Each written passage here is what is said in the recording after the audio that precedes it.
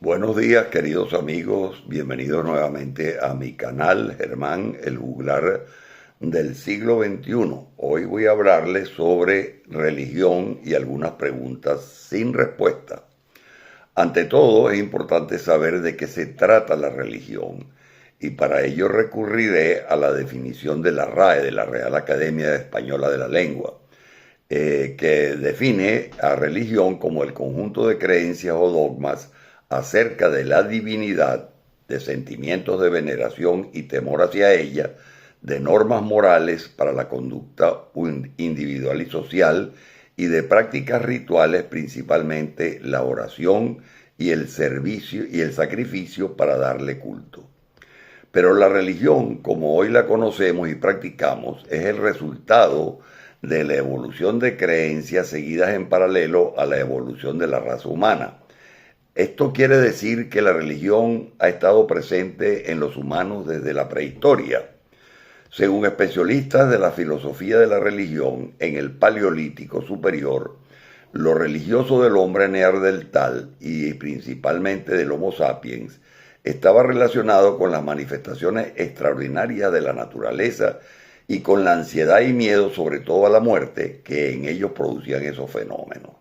Eran refugios metafísicos más allá de lo material y visible, aunque esto es solo suposiciones, puesto que todo lo religioso es un proceso de aprendizaje transmitido de generación en generación y resulta muy difícil o casi imposible acceder a la mentalidad religiosa de una sociedad solo a través de evidencias arqueológicas, sin disponer de los escritos o señales de ese proceso, ya que esta es la única forma de reconstruir una religión ya desaparecida.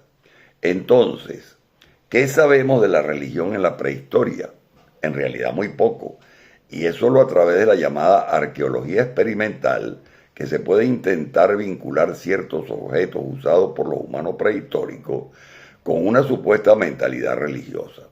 Y la llamada etnoarqueología debe tener demasiado cuidado en tratar de relacionar la mentalidad religiosa de pueblos primitivos actuales con la de los antiguos y mucho más de los prehistóricos, para evitar lamentables confusiones.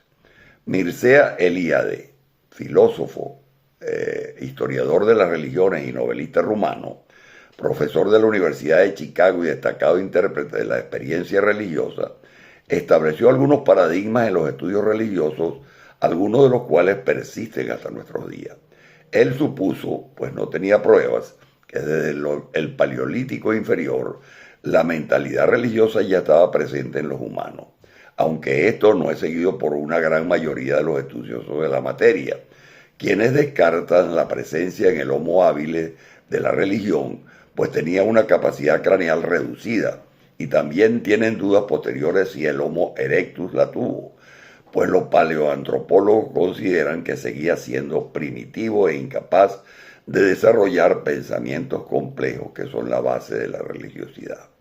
Se cree que la religión, al igual que las artes, está asociada a la abstracción mental, la cual fue tal vez posible en el Paleolítico superior con la evolución del Homo sapiens, y en Europa eso sucedió hace unos 40.000 años. Así pues, posiblemente los fundamentos de las ideas religiosas, como el miedo a la muerte y a lo desconocido, a lo imprevisto, a lo irreparable y a lo inexplicable, tiene su origen en esas capacidades cerebrales. Por otra parte, el arte mobiliar del Paleolítico se caracteriza por un conjunto de piezas, entre las que aparecen objetos de carácter probablemente religioso, como esculturas, plaquetas y huesos grabados. De todas formas, es el arte parietal rupestre el que queda más vinculado a lo religioso. A este le sucedió el del Neolítico, el de las primeras sociedades productoras. Y a partir de aquí y a lo largo de la historia, el arte ha ido cambiando con la cultura, reflejando la sociedad, su estructura, creencias y cambios.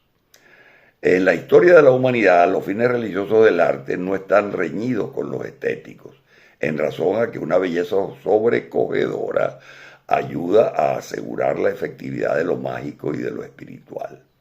Una comprobación de que lo religioso está vinculado al desarrollo del cerebro humano se ha efectuado con varios trabajos científicos que demuestran las experiencias místicas en las que uno dice encontrarse en un estado de unión con Dios, y se correlacionan estas con determinados estados de la actividad cerebral que afectan a varias regiones cerebrales y sistemas neurales. Por ejemplo, se ha visto que la activación del lóbulo temporal medial, vinculado con la memoria, parece estar relacionada con la impresión subjetiva del contacto con una realidad espiritual. También se activa el núcleo caudado, de importancia capital en la motivación del ser humano, relacionado con los sentimientos de felicidad y amor, correspondientes al júbilo y al amor incondicional que se experimentan durante las experiencias espirituales. Asimismo, una región de la corteza cerebral denominada ínsula podría determinar las respuestas somáticas y viscerales asociadas con estos sentimientos. Y la activación de la corteza parietal durante las experiencias místicas podría reflejar la motivación de los esquemas corporales de algunas personas durante esas experiencias. De todas las regiones cerebrales relacionadas con la religión, la que parece desempeñar un papel más cardinal es la corteza prefrontal. Se trata de la región más importante para el cumplimiento y educación de las normas sociales, la reflexión, la inferencia de los estados mentales, aspectos que podrían ser necesarios para mantener una actividad religiosa integrada. Y ante la pregunta, ¿el cerebro de una persona religiosa puede diferir anatómicamente del cerebro de otra no religiosa? Se ha podido comprobar que las personas que experimentan una relación íntima con Dios presentan un mayor volumen en una porción concreta de la corteza cerebral, la denominada circunvolución temporal media del hemisferio derecho. De todo lo dicho, se puede concluir que la religión y el desarrollo cerebral de los humanos están íntimamente relacionados. Toda esa argumentación anterior sobre la evolución de la raza humana es el fundamento para una pregunta que me hago continuamente sin hallar una respuesta concreta, y que para alguien educado por los jesuitas, cristiano, católico, apostólico y romano practicante, es un asunto de sumo interés, pero hasta ahora sin respuesta, aunque he tratado de conversarlo con mis amigos sacerdotes, doctores en teología. Se trata de la pregunta: ¿cuándo comenzó el hombre a tener alma?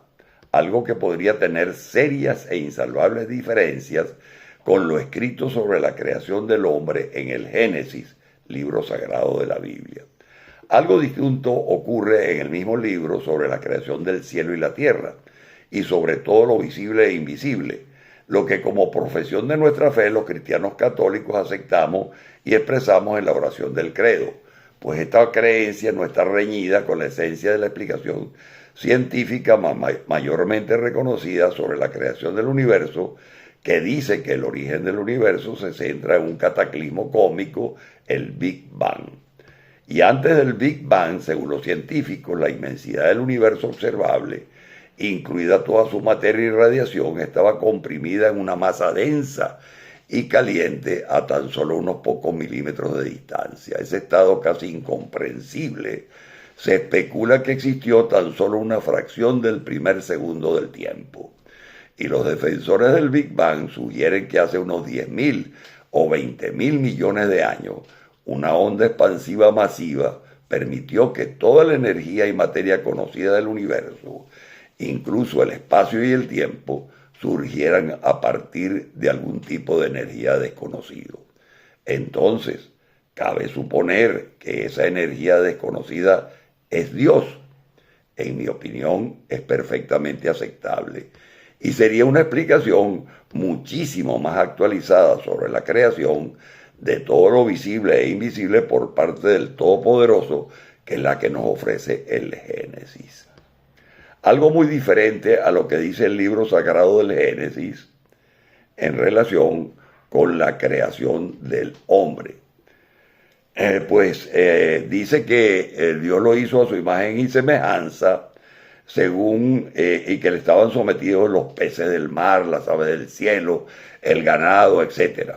Pero esta narrativa bíblica de la creación de Adán y Eva y del paraíso terrenal resulta totalmente superada por la comprobación científica aceptada universalmente que la humanidad es producto de miles de años de evolución. Cuando Charles Darwin, el 24 de noviembre de 1859, en su libro El origen de las especies, la definió como una descendencia con modificación.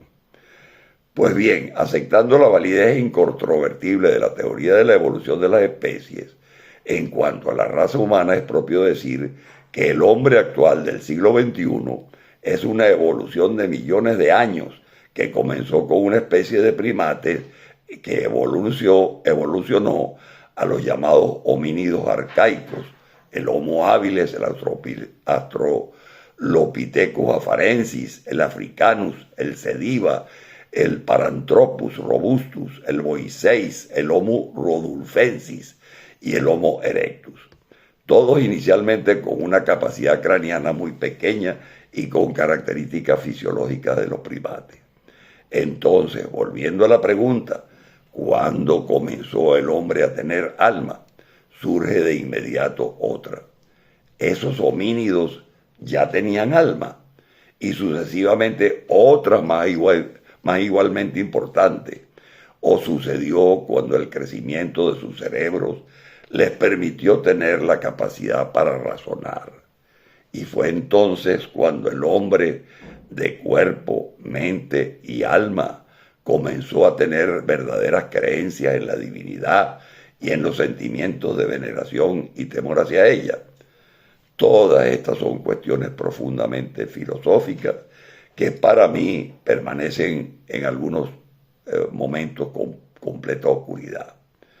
Son asuntos que me apasionan y espero que en algún momento pueda encontrar alguna respuesta adecuada.